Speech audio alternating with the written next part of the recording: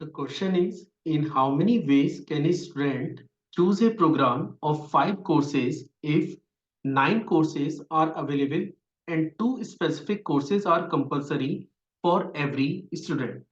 So let's see how we are going to solve the given problem. तो चलिए शुरू करते हैं।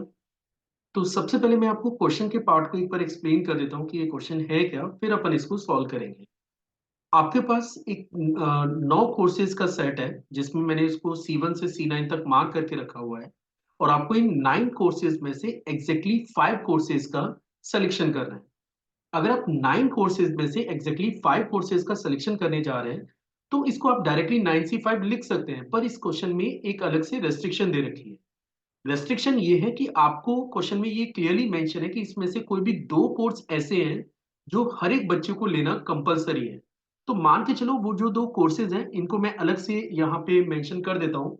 They are actually C8 and C9, मतलब हर बच्चे को C8 और C9 को लेना कंपलसरी है। जैसे काफी बार आपने देखा होगा कि 12th क्लास में हम लोग बोलते हैं कि भाई हिंदी और इंग्लिश लेना कंपलसरी है।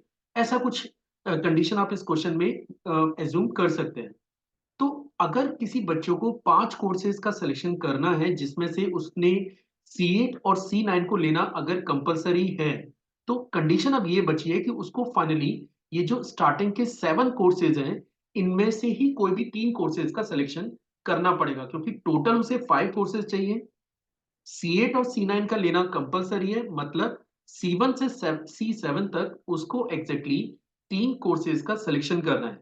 और अगर मैं 7 कोर्सेज में से 3 कोर्सेज का सिलेक्शन करना चाह रहा हूं जिससे मेरी वो रेस्ट्रिक्शन फुलफिल हो जाएगी कि हर एक बच्चे के पास C8 और C9 तो जरूर होंगे और इन 7 में से कोई भी 3 कोर्स भी उसके पास अवेलेबल होंगे और एग्जैक्टली टोटल कोर्सेज उसके पास बन जाते हैं 5 कोर्स। ठीक है।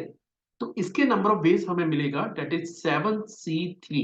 और यहां पे मैंने क्या अप्लाई किया है, अगर आपके पास n ऑब्जेक्ट है और n ऑब्जेक्ट्स में से अगर आप r ऑब्जेक्ट का सिलेक्शन करने जा रहे हैं तो इसके लिए फॉर्मूला होता है NCR, जिसको आप लिख सकते हैं n factorial divided by n minus r factorial into r factorial की। तो अभी बेसिकली हमें क्या करना है कि मुझे बस 7C3 को सिंप्लीफाई करना है। तो आप लिख सकते हैं 7 factorial divided by 4 factorial into 3 factorial. और इसको जब आप फर्दर सॉल्व करेंगे तो ये वैल्यू आपको मिलेगी 35।